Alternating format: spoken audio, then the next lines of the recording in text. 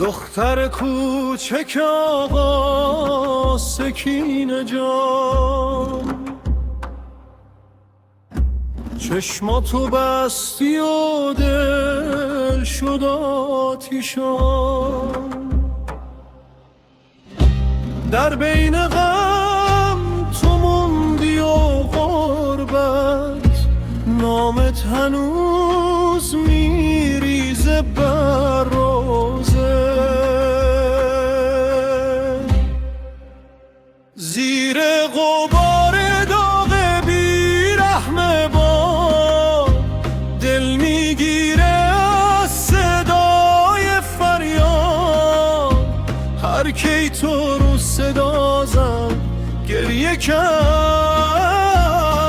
هر اشکی گفت چه شد به این قد. سکینه جان، سکینه جان، لاله دشت بلا. سکینه جان، سکینه جان، توی بوی کربلا.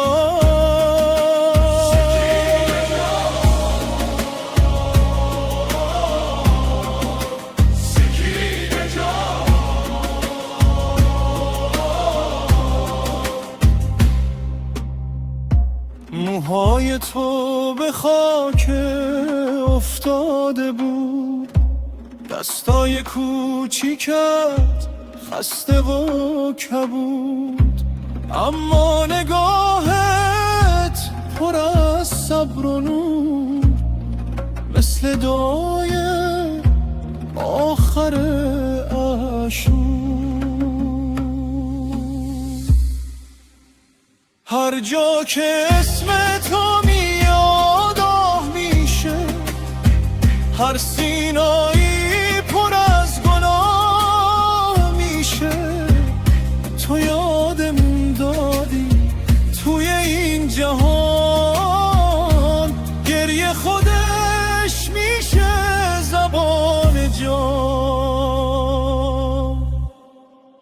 سکینه جان، سکینه جان، لاله دشت بلا.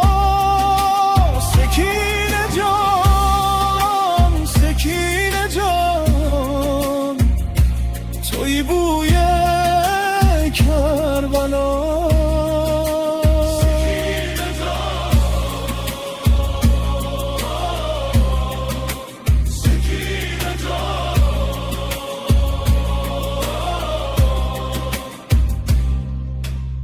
من موندم و این داغ بی پایان، بار و روزات زنده است هنوز ایمان. اگه صدام لرزی ببخش منو، اسم تو میشه پناه دلهامون.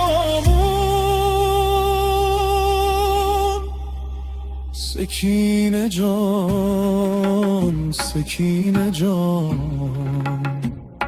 لاله دشت بلا. سکینه جان.